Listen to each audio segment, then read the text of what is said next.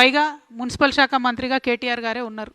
అంతకుముందు నేను మున్సిపల్ శాఖ మంత్రిగా మొత్తం అన్ని మున్సిపాలిటీలని తీర్చిదిద్దినా అని చెప్పినటువంటి కేటీఆర్ గారు మరి అలా 16 స్థానాలు వచ్చాయా 17 స్థానాలు రాగానే మాకు ఈ మాత్రం వచ్చుడే ఎక్కువ, ఆనాడైతే కాంగ్రెస్కి అది కూడా రాకుండా చేసినాం మేమని చెప్పి ఆయన చెప్తా ఉన్నారు. అంటే ఒక విచిత్రమైన స్థితి ఈ రాష్ట్రంలో నెలకొన్నది. డెఫినెట్గా ఈ రాష్ట్రంలో ప్రజలు మాలాగా కొత్తగా ఒక మంచి ఎజెండాతో వచ్చే వాళ్ళకు స్వాగతిస్తారనేటటువంటి విషయాన్ని నిన్నటి ఎన్నికల ఫలితాలు రుజువు చేసినాయని చెప్పి నేను బలంగా నమ్ముతా ఉన్నా. ఈ రెండిటికన్నా ముఖ్యమైనది ఏంటంటే మీరు ప్రజలకు ఇచ్చినటువంటి వాగ్దానాన్ని దయచేసి దృష్టి పెట్టండి.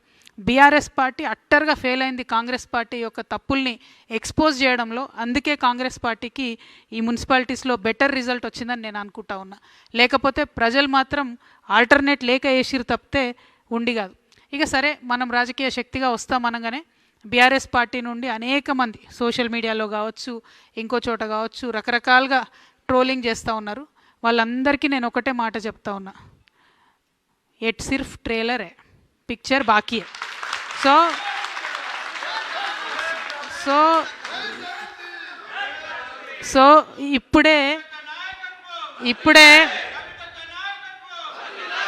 ఇప్పుడే తొందరపడి మాట జారకండి, కారు కూతలు కుయ్యకండి. ఇప్పటికన్నా సరిదిద్దుకోండి. ఉద్యమకారులను పట్టించుకోలేదు. వాళ్ళ పక్షాన్ని నేను మాట్లాడితే ఎటువంటి తట్టు నా మీద మాట్లాడుతూ ఉన్నారు. మీరు పట్టించుకోకపోగా కాంగ్రెస్ ఇస్తానన్న వాగ్దానాలు నెరవేర్చడం కోసం నేను మాట్లాడితే ఉల్టా నా మీద మాట్లాడితే ఏమవుతుందంటే గిట్లనే అవుతుంది రిజల్ట్. కాబట్టి సరి చేసుకోండి, మీ పద్ధతులు సరి చేసుకోండి, ఆరోగ్యన్స్ తగ్గించుకోండి, ప్రజల మధ్యలో ఉండే ప్రయత్నం చేయండి. At the same time Congress పార్టీని కూడా మేము డిమాండ్ చేస్తూ ఉన్నాం, ఏవైతే హామీలు మీరు ఇచ్చారో అవి నెరవేర్చడానికి మీకు ఒక అసెంబ్లీ వస్తూ ఉంది. ఇప్పుడు అసెంబ్లీ పెడతా ఉన్నారు బడ్జెట్ సెషన్, అందులో అన్నీ కూడా మీరు హామీలు నెరవేర్చాలని చెప్పి నేను కోరుతా ఉన్నాను.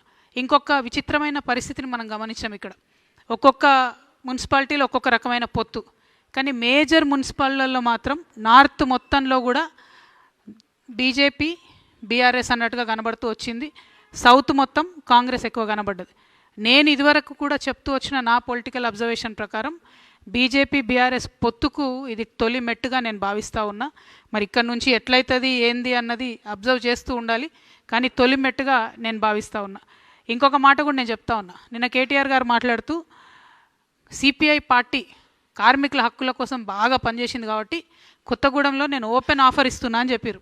అంటే బీఆర్ఎస్ పార్టీ ఎంత దుస్థితికొచ్చిందంటే, మనం ఇదివరకు సిపిఎం పార్టీని తోక పార్టీ అనేది బీఆర్ఎస్ వాళ్ళు, అంటే ఇప్పుడు ఆ తోక పార్టీకి తోకగా మారిపోయింది బీఆర్ఎస్ పార్టీ. వాళ్ళు అడగనే లేదు, వీళ్ళే ఓపెన్ ఆఫర్ ఇచ్చి మేమే ఇస్తాం పొత్తు అని చెప్తారు. కానీ ఇక్కడ నాకున్న అభ్యంతరం ఏంటంటే, సిపిఐ పార్టీకి సంబంధించి ఏఐటియుసి వాళ్ళు సింగరేణిలో అన్ని హక్కులను కూడా పొడగొట్టిరు. కార్మికులకు ఉన్నాయి, ఒకటి కాదు రెండు కాదు, లెక్క పెడితే ఒక 20 హక్కులు కార్మికులకు ఉన్నాయి, పోగొట్టిరు వాళ్ళు. మొన్న నైని కుంభకోణం జరిగితే వాళ్ళు ఒక్క మాట కూడా మాట్లాడలేదు. వాళ్ళతో వీళ్ళు పొత్తు పెట్టుకుంటా అంటారు. ఇంకొక మాట, ఇదే సిపిఐ సాంబశివరావు గారు అసెంబ్లీలో నిలబడి కాళేశ్వరం విషయంలో కేసీఆర్ గారిని బీఆర్ఎస్ పార్టీని ఎన్ని మాటలు అన్నారో కేటీఆర్ గారు ఒకసారి చూడాలి. చూసినాక కూడా పొత్తు ఓపెన్ ఆఫర్ అంటే మరి ఆయన చేసిన ఆరోపణలన్నిటికీ బీఆర్ఎస్ పార్టీ ఒప్పుకున్నట్టు అవుతుంది.